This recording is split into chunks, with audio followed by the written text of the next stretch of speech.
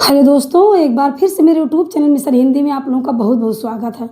तो चलिए बढ़ते हैं अपने टॉपिक की तरफ। आज हम आप लोगों को बताएंगे संस्कृत में कर्मवाच्य के ट्रिक, जो आपके टॉपिक में है 1 नंबर का पक्का पूछा जाएगा।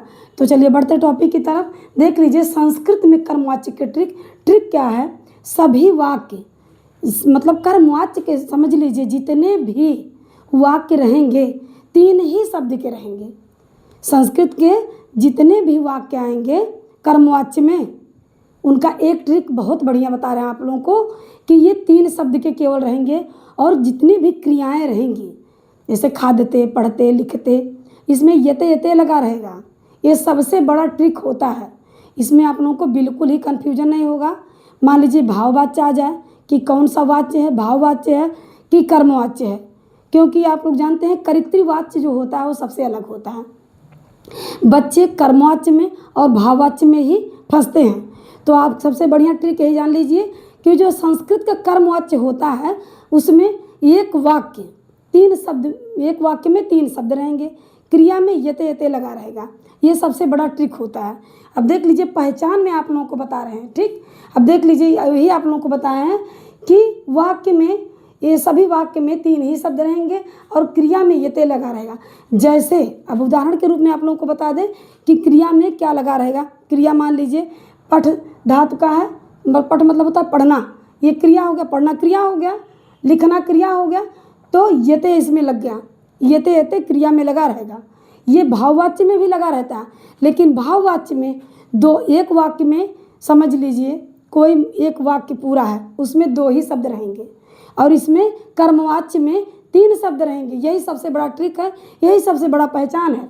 तो देख लीजिए आज कर्मवाच्य के बारे में ही फिलहाल आप लोगों को बता रहे हैं। तो देख लीजिए क्रिया में क्या लगा, यते लगा, पठेते, लिखेते, शिक्षते आदि बहुत शब्द अभी जो हैं, खाद्यते हो गया, मतलब ये समझ लीजिए अभी जो शब्द आएंगे इसमें सभी शब्दों में यते लगा रहेगा और सभी वाक्य जितने रहेंगे उसमें 3 शब्द रहेंगे। यही सबसे बड़ा ट्रिक है, यही सबसे बड़ा पहचान है। तो अब पहचान में आप लोगों को बता दे रहे हैं कि क्या होता है। देख लीजिए कर्ता हमेशा किस में रहेगा, तृतीया विभक्ति में रहेगा। कर्ता हमेशा तृतीया विभक्ति में रहेगा। अब देख लीजिए कर्ता में जैसे देख लीजिए रामेण, रामेण देख लीजिए तृतीया विभक्ति है। ठीक, बालकेन, सीताय आदि शब्द जितने भी हैं इसमें तृतीया विभक्ति, कर्ता तृतीया विभक्ति में रहेगा। ठीक, तो अब देख लीजिए दूसरे उदाहरण में आप लोगों को बता रहे हैं कर्म, मतलब उदाहरण नहीं, मतलब सॉरी, कर्म जो है द्वितीय विभक्ति में रहेगा, कर्म हमारा द्वितीय विभक्ति में रहेगा।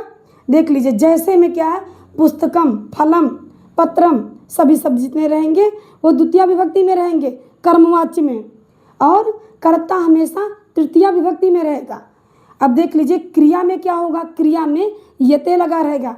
सभी क्रियाओं में जितनी भी क्रिया आप देखेंगे उसमें क्या लगा रहेगा, यते लगा रहेगा। देख लीजिए यते लगा रहेगा। अब जैसे में देख लीजिए पठेते, लिखेते, खाद्यते, इस तरह का जो प्रयोग है यते का क्रिया में लगा रहेगा। उदाहरण के रूप में देख लीजिए हमने उदाहरण लिखा है। उदाहरण में देख लीजिए जैसे है रामेण पुस्तकम पठेते।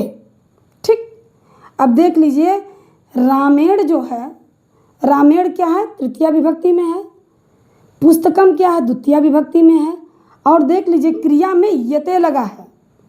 कार्य का होना पाया जाता है, कार्य का जिसमें होना पाया जाता है वो क्या है हमारा, ये कर्मवाच्य है। ठीक है, के द्वारा।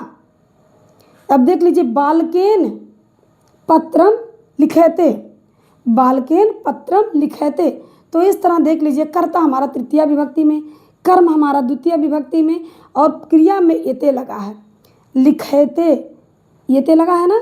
अब यही सबसे बड़ा ट्रिक होता है, यही सबसे बड़ा पहचान है।